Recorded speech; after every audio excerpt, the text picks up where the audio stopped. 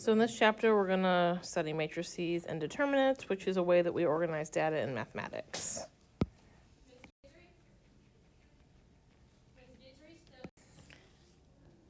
So this thing up top is a matrix, and just so we all know, rows go side to side and columns go up and down, and it's just a way of entering data. So here's row 1, it goes all the way across to whatever element it is. This is column 1, and the way we list things is we do whatever, we use A's for elements. So if I write A, it's row by column. So like this one right here. This element, A, whatever it is in row 2, comma, column 3. We call these dimensions m by n. So there's m rows, n columns, so the dimensions are always row by column.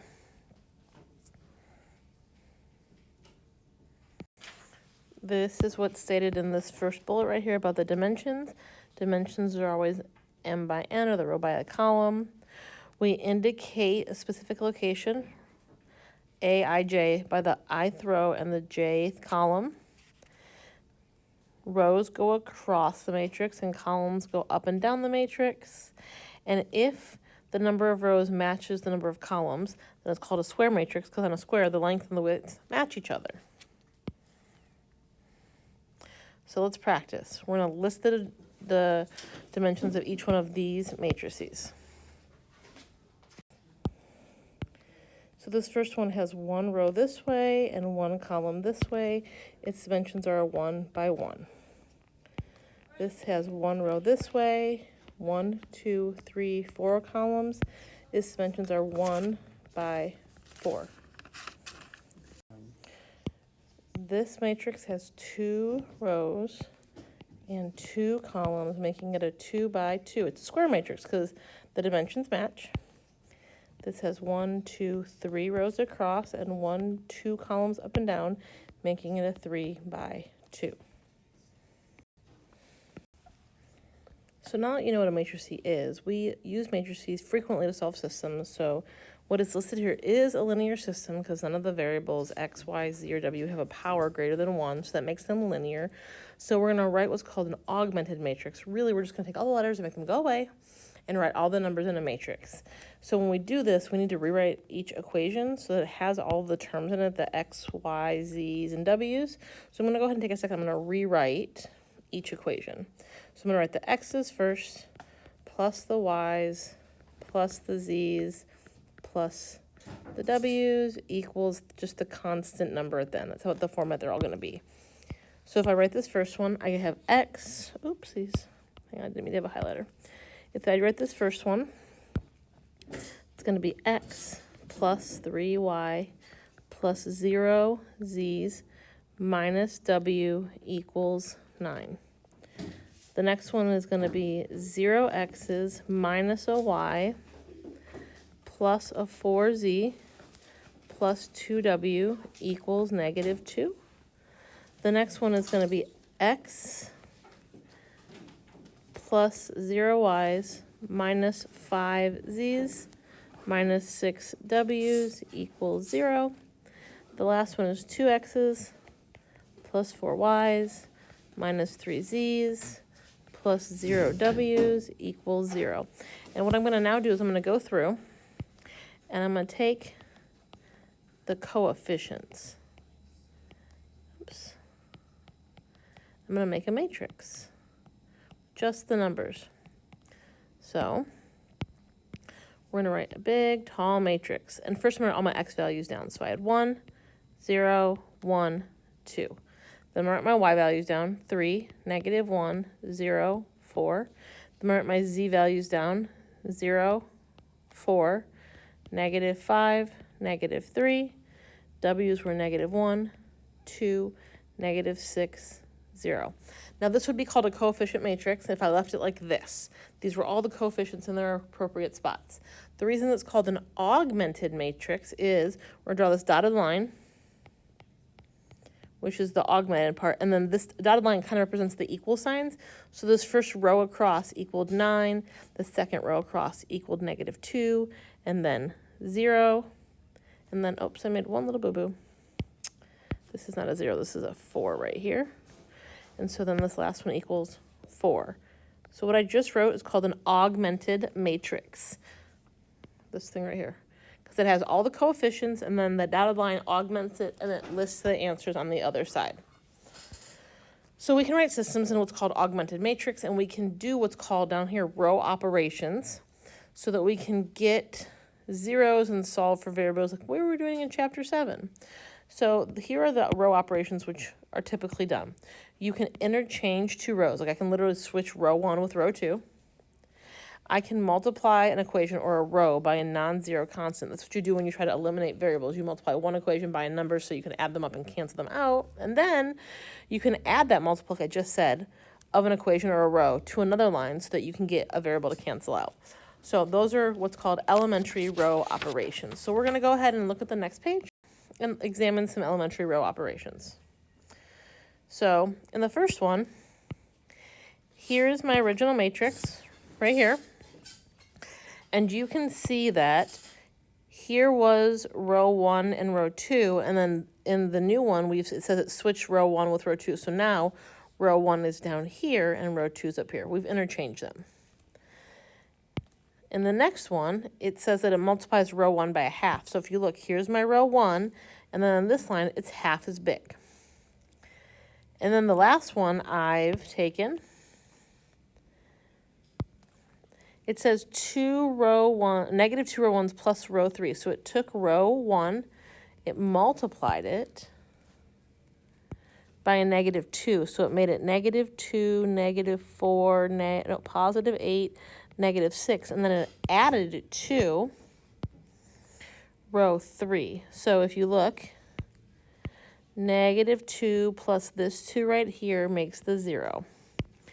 -4 plus 1 makes my -3. 8 plus +8 plus 5 is 13. And then -6 plus -2 makes -8. So we're going to look at our original matrix and our new matrix, and we're going to look at what happened.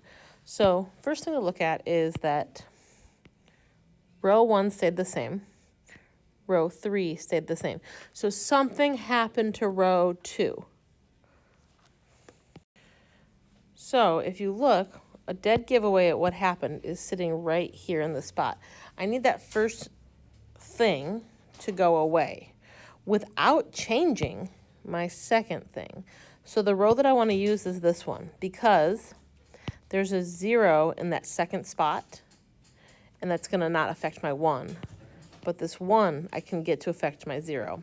So what I'm going to do is I'm going to take row 1 down here, and I'm going to do -3 times row 1.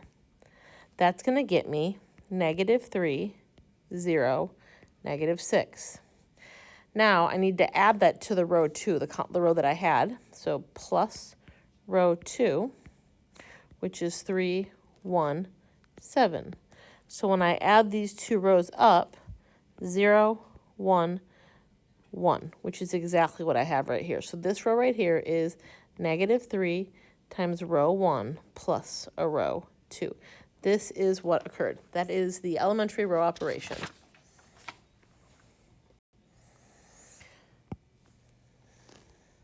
So now we're going to kind of put the two together. We're going to write the augmented matrix and then do elementary row operations so that we can solve. So the first thing I have to do is I have to write the augmented matrix.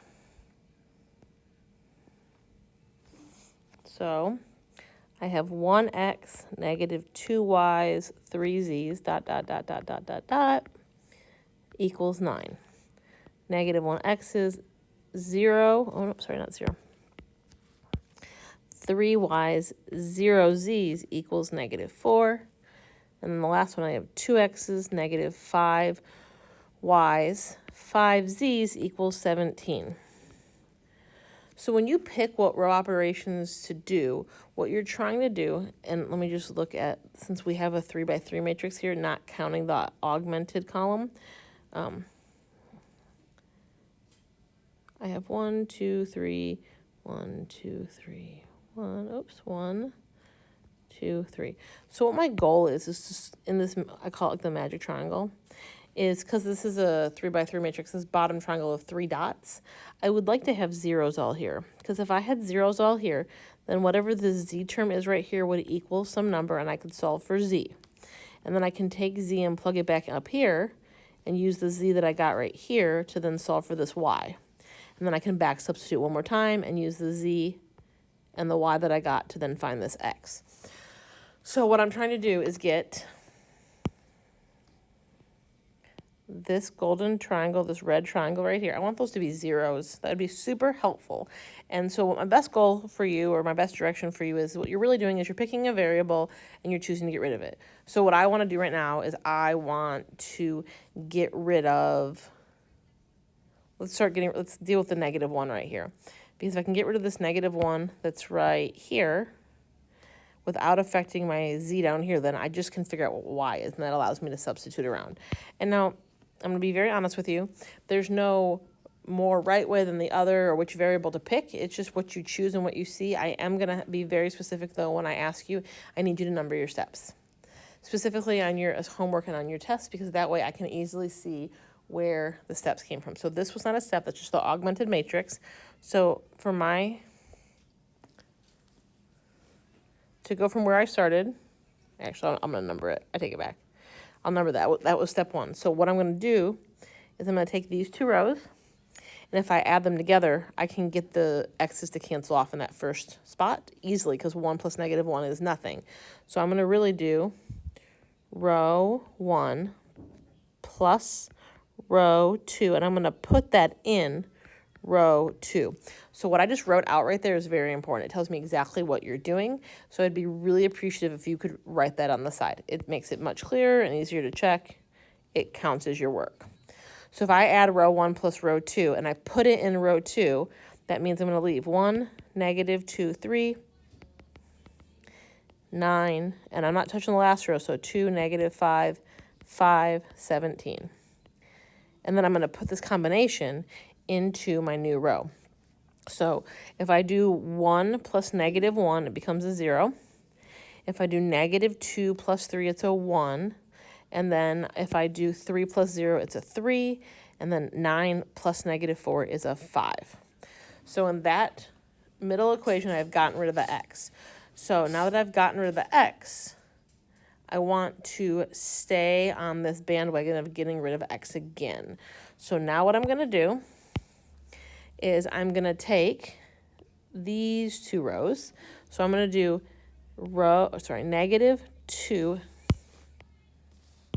I'm going to do -2 times row 1, because that'll make the 1 on the first spot become a -2. And I'm going to add that to row 3, because that'll make the x go away again.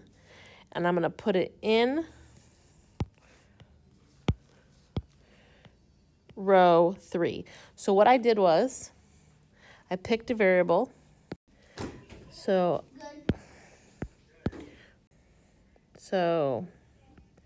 pick x, eliminate row 2, stay with x, and eliminate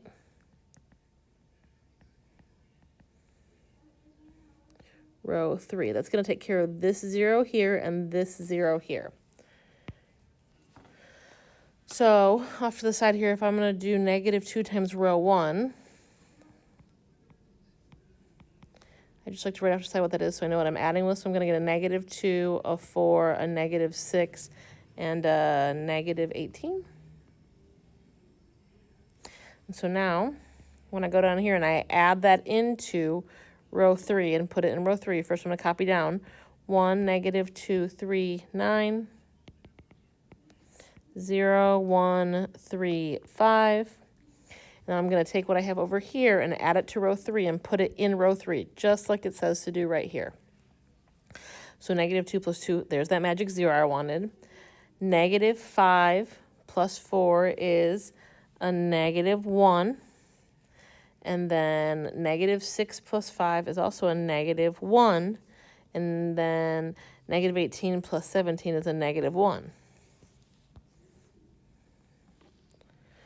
So now I'm just trying to get this last magic 0 right here to finish off that triangle. So what I can do to make that happen is, if you see right here, if I add these two rows together, I can get it to go away. And I want to put it in row 3 when I'm done so that I get this 0 right here. So what I'm going to do is I'm going to do row 2 plus row 3 and put it into row 3. Since I'm not multiplying by anything, I don't need to put any work like I did over to the side over here. Row 1 is not changing. And row 2 is not changing. So when I add the two together,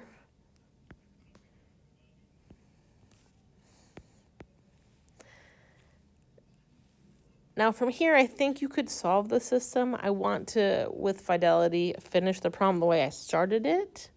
So the last thing I want to do is I want to take row, no, man, let me rephrase that. I want to multiply row 3 by a half. So I'm going to take row 3, multiply it by a half, and put it back in row 3. That way, you can see exactly what this variable is. So 1, negative 2, 3, 0, 1, 3, 0, 0. Half of 2 is 1. And then 9, 5, half of 4 is 2. So what I can tell right here is that this is a z and it equals 2. So this is the bare minimum that I expect you to do on your test, is I need you to at least row reduce. This is called row reduction.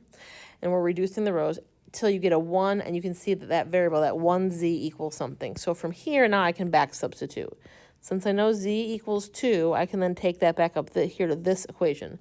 That equation says 1y plus 3 z's equals 5.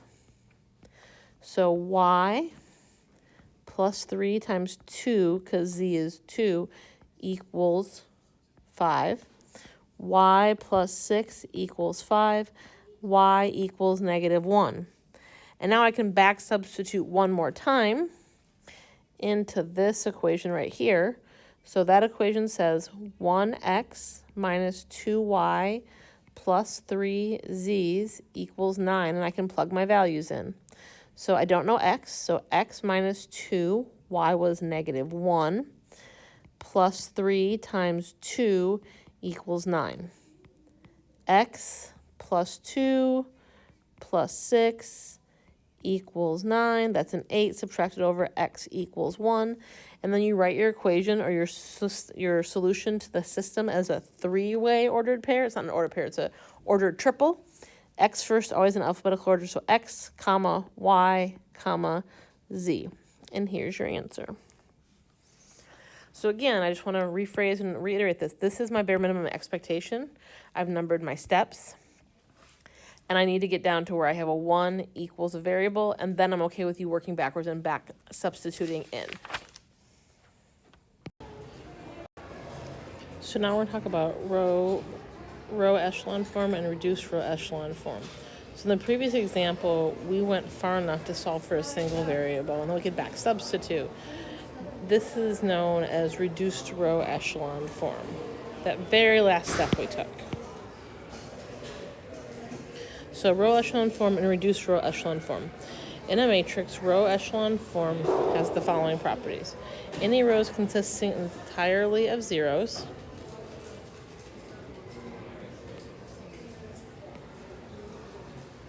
but it's got to be at the bottom of the matrix so that we can solve for z. For each row that does not consist of zeros, the first entry is 1. It's called the leading one, so that we know that that 1y or 1x or 1z equals that last number. For two successive 0 rows, the leading one in the higher row and then is to the furthest to the left, and then the others move down a spot as you move down. So what they're talking about is,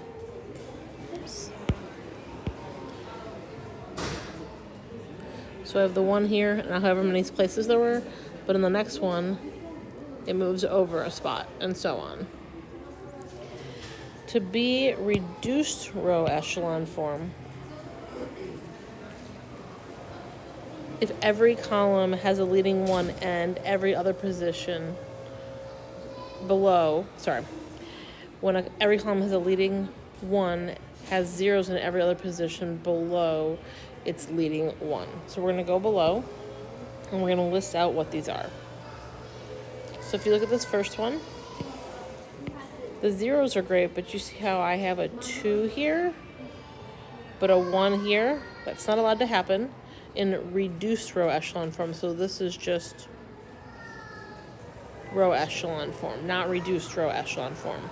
Reduced should just have the zeros and the 1s, except for in that last column where the answers are. If you look at B, because I have an entire column of entire row of zeros, this is reduced echelon form. Looking at the next one, I have a 1 here, which means above it there should be a 0, but there's not. Same idea here. It's another issue, so that's just row echelon form, not reduced row echelon form. But when we get to D, here's a 1, and it zeros all the way down. Here's a 1, zeros up all the way up and down. Here's a 1, zeros all the way up and down. So that makes this one reduced row echelon form. This one is row echelon form. And the last one, I have these 1s again, which makes me reduced row echelon form. An easy way to think about it is you put this dotted line over here. We can easily tell that 1, if it was a y, 1 y equals that, 1 z equals this. It's very easy to deduce what that value is. So now we're going to do another example problem like we did earlier. We're going to write this system out, and we're going to do row reduction until we can back substitute in. So the first thing I'm going to do is I'm going to write my matrix. And remember, I want you to number your steps. So it says 0 x's, 1 y, 1 z, negative 2 w's. Make an augmented matrix and put that negative 3 in there. 1 x, 2 y's, negative 1 z's, and 0 w's equals 2. 2 x's, 4 y's, 1 z, negative 3 w equals negative 2. 1x, negative 4y, negative 7z, negative 1w equals negative 19. So I've written my augmented matrix. So the first step that I personally would take would be to address this 0. Since the first thing is a 0, that one belongs in the second column, the second row, because what I want the second row to say is the 0, the 1, 0, 0, and then whatever number goes to the very end. So because that's what I want, I'm going to go ahead and swap. Oopsies. I'm going to swap these 2 rows. So in step 2, I'm now going to have 1, 2, negative 1, 0, 2. I've moved row 2 to row 1. Row 2, flip-flop with row 1. And now row 1 becomes row 2. So 0, 1, 1, negative 2, negative 3. And the other 2 rows are going to stay unchanged.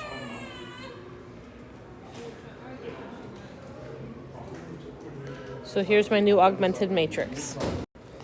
So the next thing I want to do is I want to address that I want some more zeros. So a really easy way to get a 0 is, if I want to put a 0 here and address this spot right here, I can do negative 2 times row 1 plus row 3, and I can put that into row 3. That'll address this right here. I also could do negative row 1 plus row 4 and put that into row 4, and that'll get me a 0 here. And then in the first column, I've addressed all the 0 situations. I'm going to do both of those at the same time, which I'm totally fine with you doing, as long as you list out your steps and you see on the side over here how I wrote what I was going to do. That helps me check your math in case you make a careless mistake. So 2 times negative row 1, negative 2, negative 4, 2, 0, negative 2. And that's going to get added into row 3 and put in row 3. So row 1 is going to be untouched. So it's going to stay 1, 2, negative 1, 0, and then the 2. Row 2 is going to stay untouched. I got that 0 in that first place like I want it. And now row 3 is I'm going to take this right here and add it to row 3. So negative 2 plus 2 puts that 0 in the first place that I wanted. And then negative 4 plus 4 happens to put a 0 in the next place that I wanted. It's getting pretty good. And then I have a 2 plus a 1, which makes a 3. Then I have the 0 plus the negative 3, which makes a negative 3. I just caught this mistake. I'm sure you're sitting at home being like, you messed up.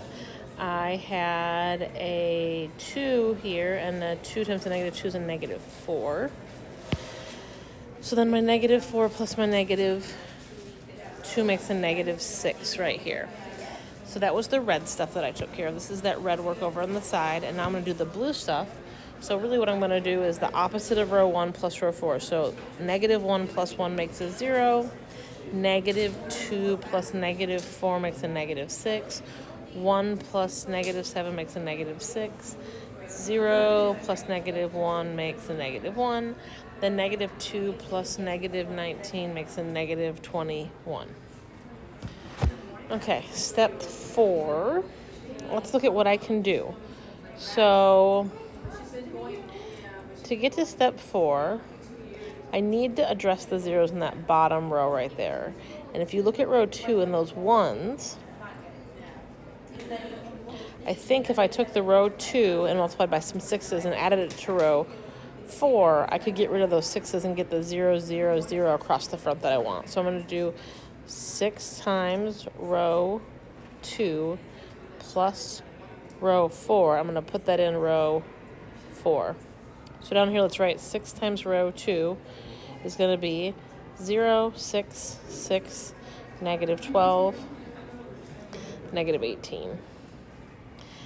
And then the other thing I could do is if I did 1/3, if I multiplied my third row by 1/3, I could get to the ones that I want there. So let's also do 1/3 times row 3, and let's put that back in row 3. So nothing is happening into row 1, so I'm going to leave the numbers there. So I get 1, 2, negative 1, 0, augment the matrix, 2. I'm not putting anything into row 2, so I'm going to do 0, 1, 1, negative 2, negative 3. I am changing row 3 and multiplying by 1/3. So this becomes 0, 0, 1, negative 1, negative 2.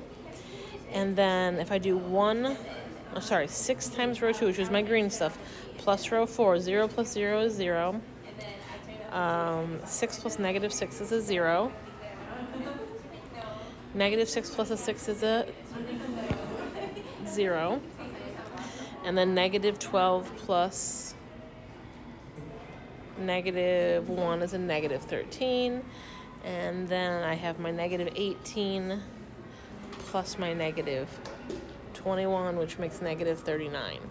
And so now we're one last step, and then I can back substitute. And the reason I say that is if you look right here, I have this magic triangle of zeros that I wanted to have. So the last thing I'm going to do, the very last step, is I'm going to do 1/3 times row 4, and I'm going to put that into row 4, because then I will know what exactly the W equals, and I can start back substituting. So if I do this last step in my matrix, get 1, 2, negative 1, 0, augment the matrix, 2, 0, 1, 1, negative 2, negative 3, 0, 0, 1, negative 1, negative 2, 0, 0, 0. And I'm actually going to multiply by a negative 1/3 because I don't take care of the negative. So if I do negative, And I didn't mean 1/3. I'm so sorry. I meant negative 1/13. Divide by 13, in other words. So negative 13 divided by negative 13 is a 1, and negative 39 divided by negative 13 is going to be a 3. And now I have augmented the matrix to a place where I'm totally okay with you back substituting. So here's my magic triangle of zeros. This is this is row echelon form because I've reduced enough to have the triangle of zeros, but it's not all the way reduced because I have, for example, this 2 above a 1, and this 2 and this negative 1 above a 1, but that's okay. We can back substitute. So if I start the back substituting process, I'm going to start in this row. I know that W equals 3. Since W equals 3, my next step is to go up to this row and do 1z minus W equals negative 2, and I know what W is. So z minus 3 equals negative 2, which means that z equals, when you add the 3 over 1. So here's a z value, here's a W value, and then we're going to go back another equation up here.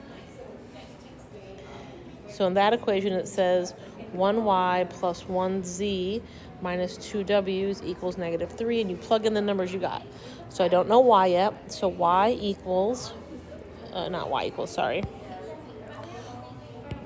plus z is 1, so 1 times 1 is 1. Negative 2 times 3 for w's minus 6 equals negative 3. So add those two together, you get negative 5, and then you add the negative 5 over it, and you're going to get that y equals 2. And then the last step is to go back to the very top equation we had. And that top equation says x plus 2y minus z plus no w, so plus nothing, equals 2. And I'm plugging what I know. I don't know x, y is 2, and z is 1. So that's going to tell me that 2 times 2 is 4, minus 1 is 3, and then I'm going to minus the 3 over.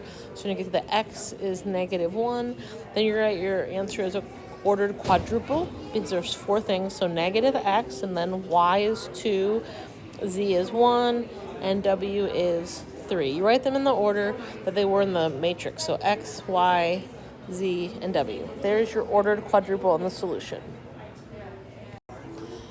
So if you go to the next page, just like on your test and in chapter 7, it is possible to have a system that has no solutions. And so when you're doing row reduction, if you get to a place, something like this, where you have 0, 0, 0, so nothing is going to equal negative 2, that's a false statement. It never, ever, ever happens, which means this would have no solutions. Makes it inconsistent.